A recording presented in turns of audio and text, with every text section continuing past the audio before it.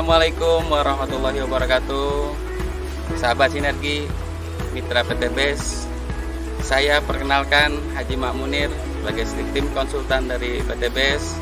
Pada pagi ini yang alhamdulillah cuacanya mendung, asik lah kalau di sawah ini tidak begitu panas gitu ya. Nah, secara kebetulan hari ini adalah hari dimana kita akan melakukan penyemprotan eco farming.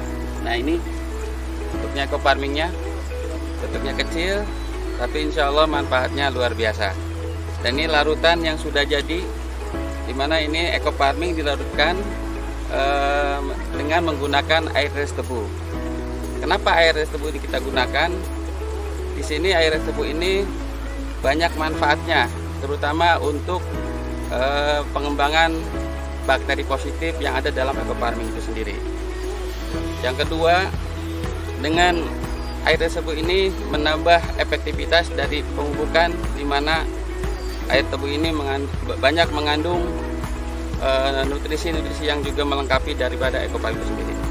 Oke, kita lihat ini posisinya lahan sawah saya sendiri, kurang lebih sekitar 1 hektar. Yang belum tanami, yang sudah tanami udah ada 3 hektar. Jadi sengaja ini diterakhirkan karena memang ini khusus untuk uji coba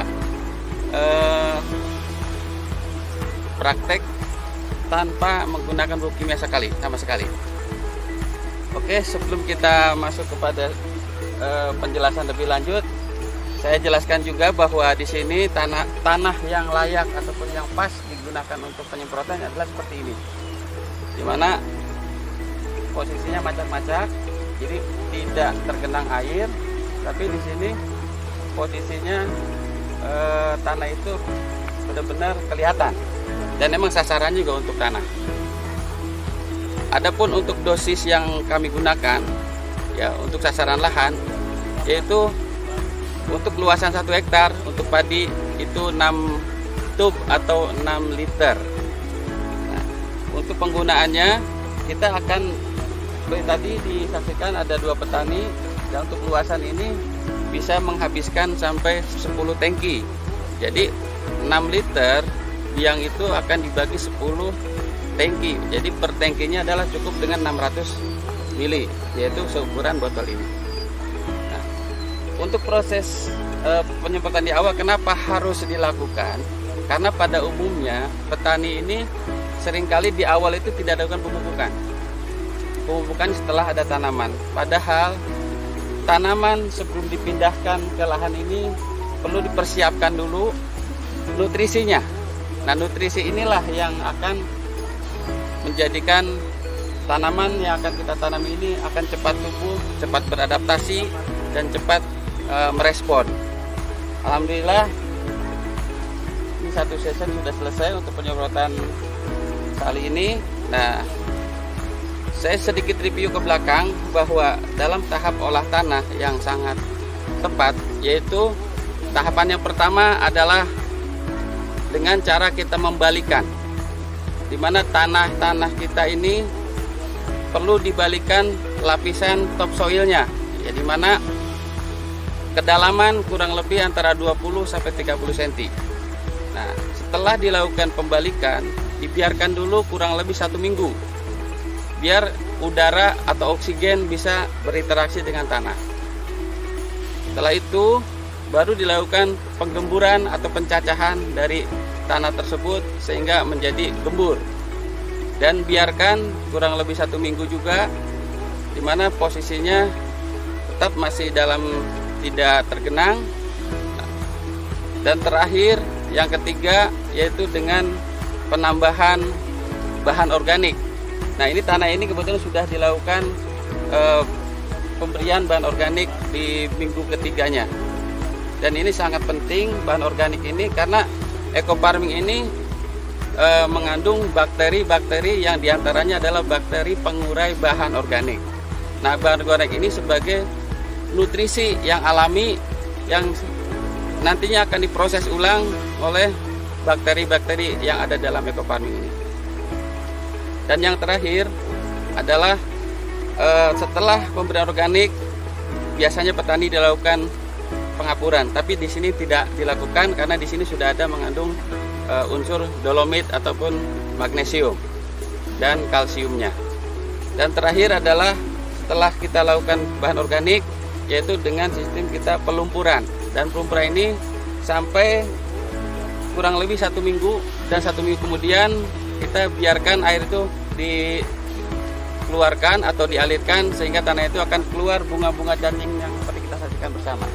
Nah, bunga cacing ini menunjukkan bahwa tanah ini sudah siap untuk ditanami.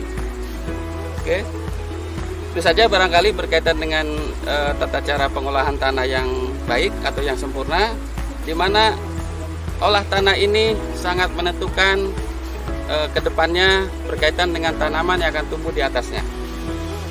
Tentunya di sini selain olah tanah, pemberian pupuk dasar itu juga lebih penting. Pupuk dasar dengan menggunakan ekofarming ini, insya Allah secara bertahap, selain pH itu menjadi normal, juga tanah akan menjadi subur. Untuk aplikasi tahap kedua, di mana aplikasi tahap kedua ini posisi tanaman sudah berumur 14 hari. Seperti biasa tadi sudah diterangkan bahwa ekofarming ini ada beberapa tahapan. Tahap yang pertama untuk sasaran tanah, dan tahap kedua adalah untuk tanah.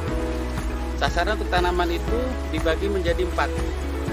Yang pertama yaitu umur 14 hari, dan yang kedua umur 28 hari, dan yang ketiga umur 42 hari, dan terakhir 56 hari. Kali ini kita lihat tanaman ini sudah berumur 14 hari.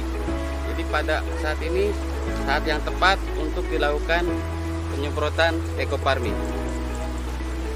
Ambil contoh, ini adalah varietas Impari 32 yang dimana umurnya adalah dari mulai sebar atau semai itu kurang lebih sekitar 120 hari. Nah, kita tahu bahwa siklus tanaman padi itu dari mulai semai sampai panen itu 120 hari, dimana itu dibagi menjadi dua tahapan atau fase. Fase yang pertama adalah fase vegetatif, dan yang kedua adalah fase generatif. Nah, fase vegetatif ini adalah fase di mana tanaman padi itu akan berkembang mulai dari satu batang ketika ditanam sampai terus berkembang sampai puncaknya di mana nanti akan tertutup rapat. Nah, waktu vegetatif ini dibatasi umurnya biasanya separuh dari umur tanaman itu sendiri. Jadi kalau misalnya tanaman itu berumur 120 hari, berarti umur vegetatifnya itu dimulai dari angka 1 sampai 60 hari dihitung dari semai. Nah, untuk tahapan penggunaan ekofarming, di mana fase vegetatif itu diantaranya pada umur 14 hari dan umur 28 hari dan 42 hari dari tanam. Kalau kita hitung mundur, nah, kalau misalnya semaian itu adalah umur yang ditanam misalnya umur 25 hari, ketika umur 60 tinggal ditambahkan 35. Jadi hitungannya bahwa untuk masa vegetatif ini kalau kita hitung dari tanam, 2 aplikasi yang mungkin bisa dilakukan, yaitu umur 14 hari dan 28 hari. Di sini adalah puncaknya masa vegetatif, di mana tanaman akan tumbuh berkembang, jumlah anakan makin banyak. Ini pada umur 14 hari ini anakan masih sedikit, ya kurang lebih sekitar ada 6. Nah, kedepannya ini akan terus bertambah dan bertambah, di mana pupuk ekofarming ini kita gunakan.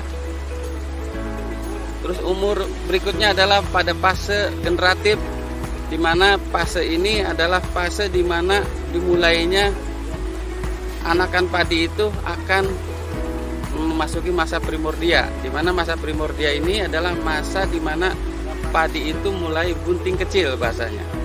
Nah, biasanya pada umur 45 atau sampai 50. Itu pun tergantung daripada paritasnya. Nah, biasanya setelah masa perumuran selesai, dia akan keluar malai. Nah, pada saat keluar malai ini dikatakan masa generatif bisa dimulai. Sampai kapan? Sampai panen. Dan nanti pada masa generatif masih bisa dilakukan pada umur 42 hari dari tanam dan 56 hari setelah tanam. Insya Allah dengan pemupukan ekofarming yang 4 kali dilakukan untuk tanaman, itu akan membantu proses perkembangan anakan menjadi lebih banyak, dan pada akhirnya akan menjadikan tanaman itu menjadi produktif. Pengalaman sebelumnya di musim tanam yang lalu, alhamdulillah saya pada saat itu juga menanam Invari 32 pada umur maksimal dikatakan pada saat vegetatif itu mencapai 55 sampai 60 batang per rumpun.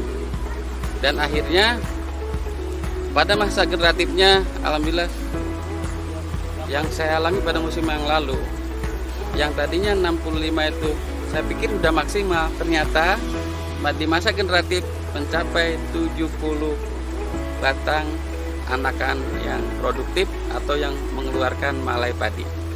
Dan disitulah titik akhirnya dari pertanaman padi, di mana ketika keluar malai, pengisian bulir, pengisian malai menjadi padi yang sempurna, yang kokoh, terus mengkristal, itu akan lebih baik, dan itu menjadikan tingkat kematangan dan kemasakan daripada bulir padi. Dan dilanjutkan proses penguningan ataupun si bulir padi itu yang tadinya hijau menjadi kuning kemasan. Dan ketika terakhir kita masa generatif, di mana padi tersebut sudah pengisian maksimal, terus proses daun bendera yang sesungguhnya itu sebagai indikator bahwa tanaman padi akan mengisi akan maksimal apabila daun benderanya itu tetap sehat, masih hijau. Dan itu sudah kami alami di musim yang lalu. Mudah-mudahan di musim yang sekarang dengan cuaca yang cukup baik ini akan tetap maksimal. Salam ekofarming, lahan subur, petani makmur. Assalamualaikum warahmatullahi wabarakatuh.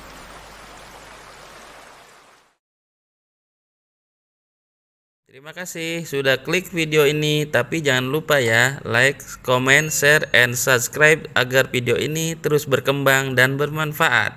Salam petani cerdas, ekofarming, lahan subur, petani makmur.